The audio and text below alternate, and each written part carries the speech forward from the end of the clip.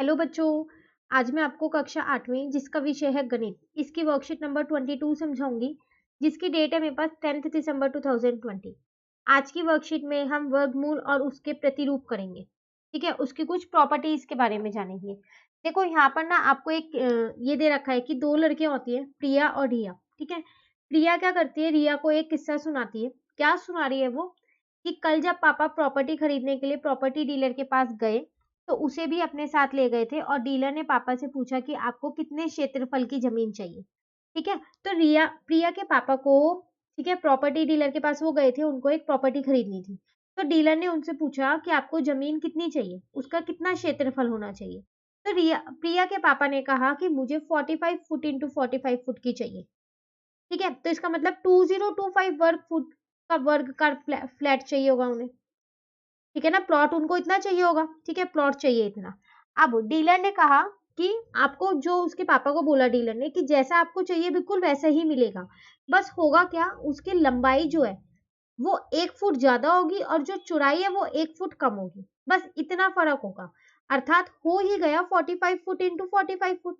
तो उसने क्या किया, उसने ये बोला कि लंबाई कम है तो चौड़ाई ज्यादा है, तो वही बराबर चीज हो गई जो आपको चाहिए, है ना।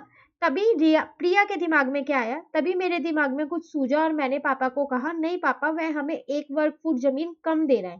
तो प्रिया ने अपने पापा से बोला कि नहीं, ऐसा नहीं होगा, कि अगर हम लंबाई कम कर दें और चौड़ाई 1 फुट, सॉरी, चौड़ाई कम कर दे और लंबाई ज्यादा कर दे तो वही बात पड़ेगी। वो हमको 1 वर्ग फुट मतलब 1 स्क्वायर का एक इतना जमीन कम दे रहा है वो हमें। तब उसके पापा ने हिसाब लगाया, तो तब पापा ने देखा कि 45 फुट को जब हम 44 फुट से करेंगे, हिसाब लगाया, तो पापा कि यह 2024 वर्ग फुट बनेगा। ठीक है, तो उन्होंने ये पाया कितना बनेगा, तो वो कहते हैं हाँ बिल्कुल सही, तुमने बिल्कुल सही बताया प्रिया, लेकिन तुमने इतनी जल्दी हिसाब कैसे लगा लिया, तुमने इतनी जल्दी 46 को 44 से गुना कैसे कर लिया। तो तब प्रिया ने क्या बोला अपने पापा को, कि मैंने इनको गुना करके नहीं निकाला। ठीक है, उसने पता है क्या किया, उसने जो ये 2025 था ना, इसमें से 1 माइनस कर दिया तो 2024 आ गया। और जब उसके पापा ने इन दोनों को गुना किया था तो भी 2024 ही आया था। तो उसने तो कहा कि पापा मैंने इन्हें गुना करके नहीं निकाला, मैंने तो क्या किया, 2025 में से 1 को घटा दिया। ठीक है, तो इसका मतलब ये कोई एक नया तरीका है निकालने का। ठीक है ना। तो अब रिया उससे वो तरीका समझेगी कि कैसे किया, तो प्रिया का क्या तरीका है, चलो वो देखते हैं यहाँ पर। तो जब पापा ने हिसाब लगाया था प्रिया के, तो कैसे लगाया, पहले जब स्थिति थी, जब उसके पापा ने सोचा था कि मैं डीलर को बोलूंगा कि मुझे 45 फुट इंटू 45 फुट का चाहिए, तो इतना आ रहा था। दूसरी जब स्थिति थी, जब डीलर ने 1 फुट बढ़ा दिया था लंबाई और चौड़ाई 1 फुट घटा दी थी, तो उसके पापा ने हिसाब लगाया तो इतना आ रहा था। तो ये तो उसके पापा के हिसाब लगाने का तरीका है। अब उसने, प्रिया ने कैसे लगाया, पहली सिचुएशन में तो उसने भी ऐसे ही लगाया था 45 इंटू 45, लेकिन उसने दूसरी सिचुएशन में क्या किया था, दूसरी स्थिति में उसने क्या किया, 46 इंटू 44 नहीं किया था।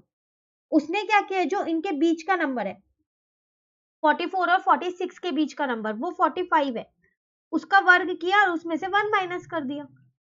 तो उसका आंसर, उसके पापा का आंसर आया तो एक जैसे ही है, लेकिन करने का तरीका दोनों का अलग है। तो यहाँ पर आपको एक चीज सिखाई गई कि दो क्रमागत सम या विषम संख्याओं का गुणनफल हम उन संख्याओं के माध्य की संख्या के वर्ग में से एक घटाकर प्राप्त कर सकते हैं।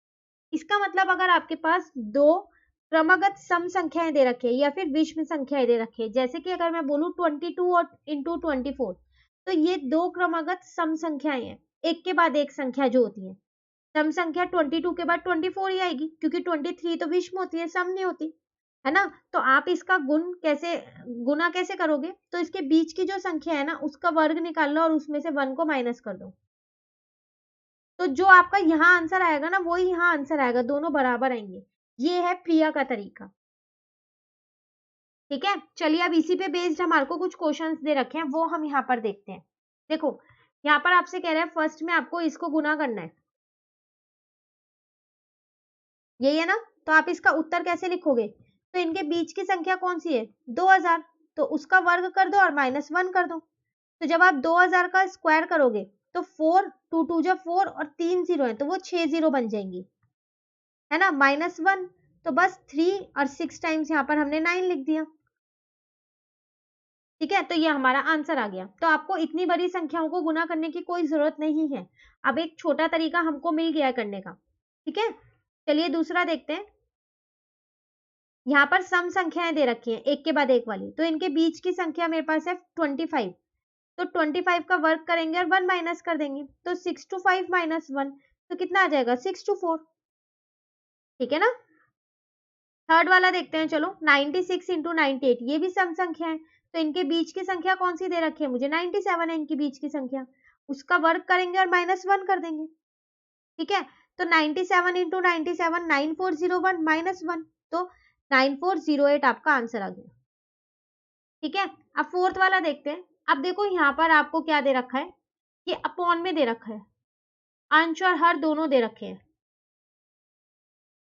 तो आप सिर्फ ये ऊपर वाला देखो, ये आपके पास सम संख्याएं हैं, क्रमगत सम संख्या है, तो आप इसको कैसे करोगे, अभी आप ये नीचे वाला थोड़ी देर के लिए जो हर में लिखा उसको भूल जाओ, तो सिर्फ अगर ये ऊपर वाला है तो ऐसे ही दे रखे है ना ये, तो आप क्या करोगे, इनकी जो बीच की संख्या होगी कौन सी है 323, उसका वर्क करोगे और -1 कर दोगे, यही करोगे ना। और नीचे वाला अब आप ऐसे ही लिख दो जैसे आपको दे रखा था। तो देखो ये दोनों तो सेम सेम हो गए, अंश और हर में सेम सेम चीजें लिखी हैं, तो ये तो कट जाएगा, तो आपका आंसर क्या आ जाएगा 1 आ जाएगा। ठीक है, चलिए फिफ्थ वाला देखते हैं।